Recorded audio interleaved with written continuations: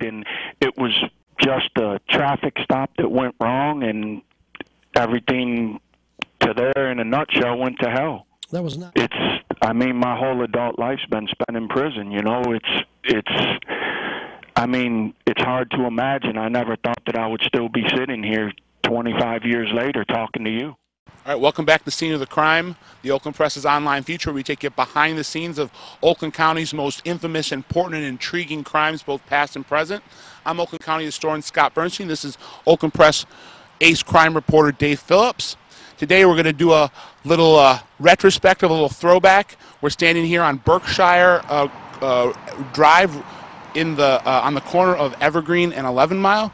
This is the former residence of Richard White Boy Rick Wershey, infamous drug lord from the 1980s, arguably the most iconic image of criminal activity in the history of the state of Michigan. Whether that's warranted or not, it's a different story. He's got a very big name. A lot of people associate him with the city of Detroit and what was going on there in the 1980s in the middle of the cocaine explosion. However, he actually lived here in Southfield on Berkshire behind us in this cul-de-sac his last year of freedom when he was 17 years old in 1987.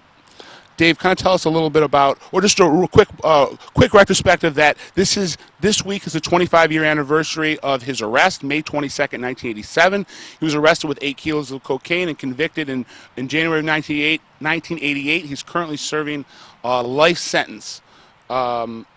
Couple things that have come out in the last couple years that add some intrigue to this story is the fact that his camp has come forward with allegations that have been substantiated by some pretty legitimate sources that he was actually being used as a mole by the government, a task force by FBI and DPD to infiltrate drug gangs when he was as young as 14 years old, and that kind of crafted the persona of White Boy Rick. They cut him loose allegedly when he was 16, and then that last kind of year on the street, he was in fact a drug dealer, but he was actually brought into the game, according to his camp, by the government.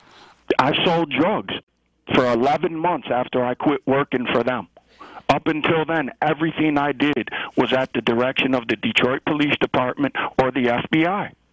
How much money did you make in those 11 months? People want to know. They say, well, it's White Boy Rick. I mean, he's got a lot of money. Rick, how much money did you actually make in that time? If I would say for myself, Charlie, probably $250,000.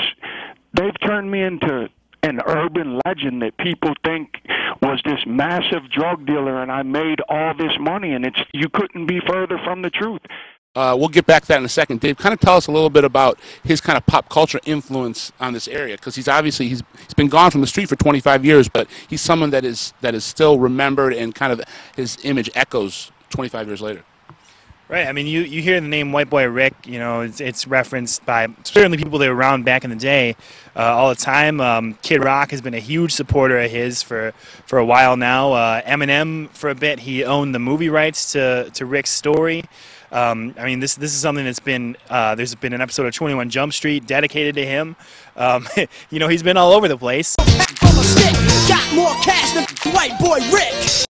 25 years later, and people still remember him. Yeah, and like you said, Kid Rock has mentioned him in a couple songs from back in the day. They were acquaintances when they were both on the street in the 1980s. Elmore Leonard, the famous author from this area, has conjured his name up in a kind of a homage and a character in a couple of his books. When he was on the streets and going on trial in the 1980s, you had all the major news outlets, all the major network news outlets, 60 Minutes and so forth, descending on the city, kind of fascinated by the fact that you had this 16-year-old white kid that ascended so high up the ranks of all African-American underworld, and kind of the brutal, everyday affairs he was able to kind of tiptoe through the tulips, so to say, or tiptoe through the landmine, so to say, end up not dead, even though he is in jail right now fighting for his freedom. As you mentioned about Kid Rock showed up at his parole hearing in 2003, spoke on his behalf, said that he would employ him if Rick ever was released. He's been denied twice his parole. He'll be up again in December. And we're just kind of retrospecting on 25 years later, very iconic image. And And kind of, Dave, kind of talk a little bit about, from a legal perspective, what could happen if these allegations prove true, that he was actually being used as a 14-year-old undercover informant. And I will say that members of the FBI and DPD have all confirmed this on the record in affidavits. Kind of talk what you think that could mean for, past convictions, possibly. I mean, could open up some appeal grounds. Yeah, it certainly seems so. I mean, if that is true, and as you say, it's been confirmed.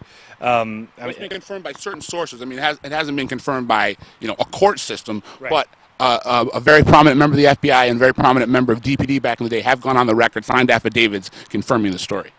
Right. I mean, certainly you could look back at, you got 2 or 3 years there covered where perhaps these things he was charged with in the past throw him out, and maybe his past perhaps didn't lead up to a life conviction.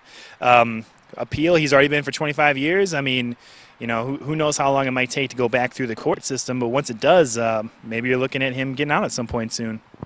Absolutely. Now wrapping it up, we're out here on Berkshire, out in Southfield. This is the former residence of White Boy Rick. I know a lot of people kind of think of the streets of Detroit as his stomping grounds, but in fact, he was here in the leafy suburbs of Southfield in his last year. Kind of followed a trend of high-profile criminals from the city of Detroit making their living out of the city of Detroit and then moving out to Oakland County to enjoy the riches. How did you, first of all, how'd you get the name White Boy Rick? Rick? Actually, Chris Hansen is to blame for that. Oh, of Channel 4 at the time, and now he's with NBC News. Yeah, Dateline. And I mean, it was just in the ghetto. I mean, when someone would refer to me, they would say, like, if 2 people were having a conversation and they said Rick, well, which Rick? White Boy Rick. But I never called myself that.